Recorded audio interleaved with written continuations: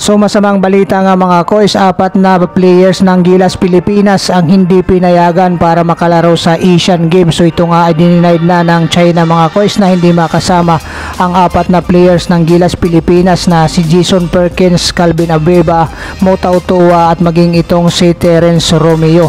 Pero kung bago ka pa lang sa aking munting YouTube channel, baka pwede mo naman i-likes and subscribe mga kois. So ito nga mga kois ang balita sa spin.ph na ang Hagok ang denied nga ang request ng Gilas Pilipinas to add Calvin Abueva and Jason Perkins to the 12-man basketball roster. Dito nga mga kois ay masamang balita nga ito dahil nga na-deny na nga mismo ng Hagok ang pila ng Gilas Pilipinas na mapasama itong si Calvin Abueva at saka si Jason Perkins. So ito pa mga kois ang nasabi ng balita na yan sa spin.ph na kapalit nga lang ito ni Jimmy Malonzo at Brandon Ganuelas Roser, sina Abueva at saka si Perkins.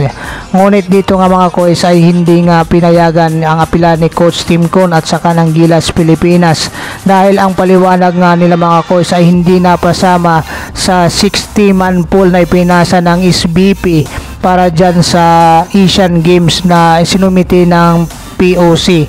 So noong July 25 ito ay pinili nga ni Coach Shot Reyes mga kois dahil siya pa nga ang may hawak dito.